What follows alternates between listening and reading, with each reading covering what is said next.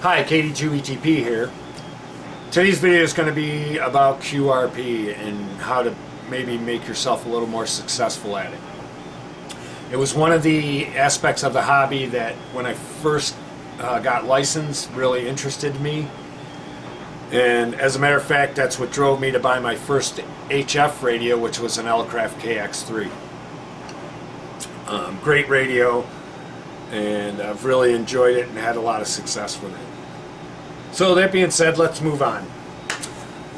There's a few items that I use that have made it enjoyable for me and made me successful running QRP. The first thing is that I'd like to go over anyways is when you're running QRP, say you're running QRP. You'll get a lot of other hams, that will respond to you saying QRP. A lot of times when I'm out there and I'm trying to call, if I'm trying to bust through a pileup, which is hard running QRP, as we all know, if you've tried it, is I'll say QRP. I won't even do my call sign. I'll just say QRP. And you'll get a lot of hams that will respond to that. So that works out rather well. You'll also get a lot of hams that say life's too short for QRP. And ironically enough, I've had that a lot too, but they still respond to you, and they still make the contact, and then usually that's typically what they end with, which is kind of fun and kind of funny. It always makes me chuckle after I've had a conversation with them and they've said life's too short for QRP to me. So say QRP. It's important because that there is, like I said, there is a lot of people that will respond to that. DX as well. A lot of these, even the big time DXers running these huge antennas and power, will respond to a QRP station, and they'll let you get in to make your contact because they're interested in the propagation too, and they want to see if they can make that contact. So another big important factor is time of day. Between like 6 p.m. and 10 p.m. the bands are busy. Everybody's home from work, and they've eaten dinner, and now they go down to their shack and they're playing on the radio for a few hours before they go to bed. So that is not a good time to be on. However, what I've found here on the East Coast anyways, I'm in Syracuse, New York, right in the middle of New York State, is that between 3 p.m. and 6 p.m. seems to be a good time, and 10 p.m. to 2 a.m. Those are the times I've been most successful running QRP. I've had success, I don't know, if you've seen some of my other videos, the FLOTA, for instance, Frozen Lakes on the Air, or the MOTA, Marshes on the Air, my mini DXpeditions that I do. I mean, obviously I was busy then and I was making a lot of contacts, but really I attribute that to the local ham community knowing that I was doing those events. And so I was getting a lot of response locally from that. That's non-typical for QRP. I'll say that.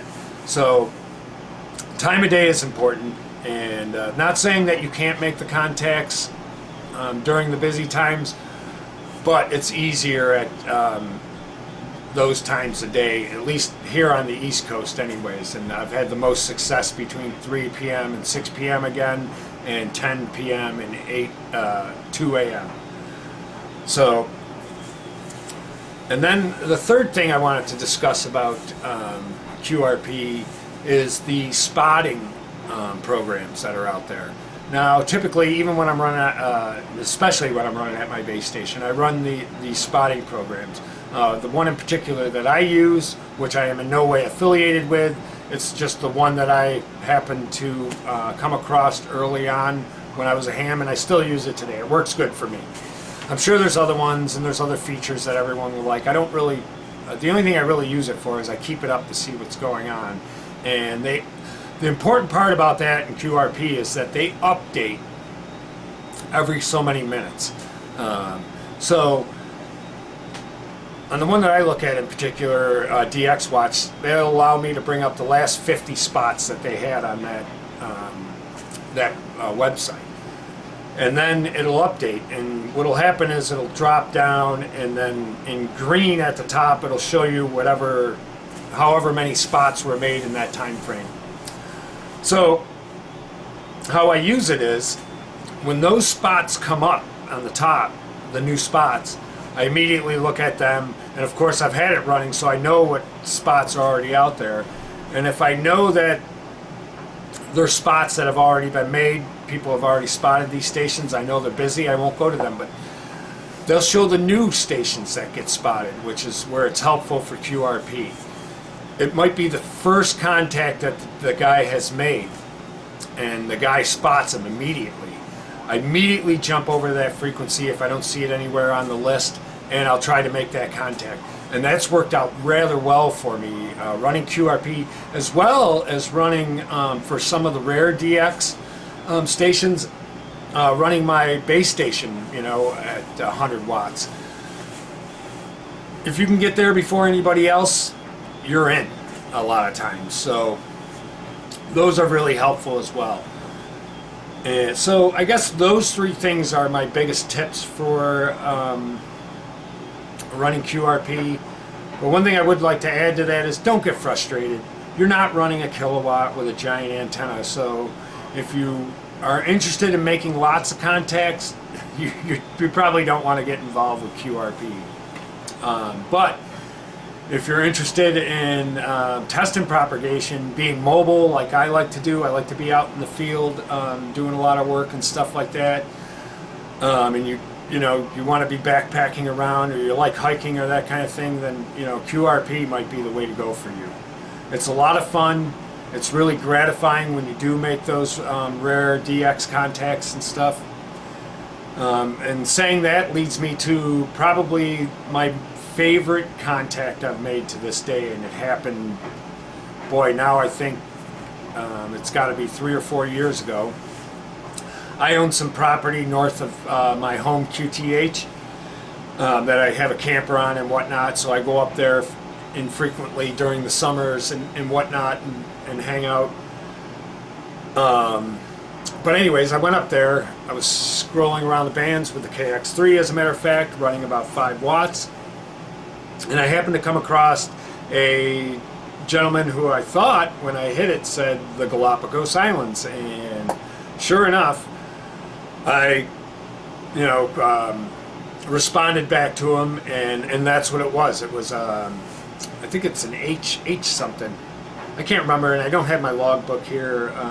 When I'm out in the field, I use a paper log, so maybe I'll mention that in a later video. But I was able to hit him and have about a 5-minute QSO with him down in the Galapagos, and he was interested, knowing that I was from New York and running only 5 watts. So we had a nice little QSO there, and we discussed our antennas and whatnot, and it was a lot of fun. And to this day, I think that's still what I would consider my crown jewel of running QRP.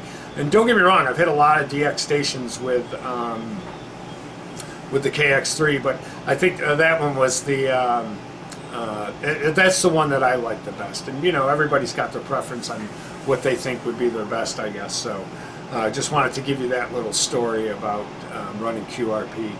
And in particular, by the way, I was running a 104-foot off-center fed dipole, hung up between 2 trees, roughly 30 feet in the air. And on the KX3 at 5 watts. So I hope you enjoyed this video. I hope maybe if you didn't know these tips already, they'll help you out and make more contacts and help you enjoy QRP the way that I enjoy QRP. And the one thing that I gotta add, that my daughter, who also she and her friend have a YouTube channel, she always tells me to do, is like and subscribe. I guess I gotta throw that in. So KD2ETP, I hope you enjoyed this video.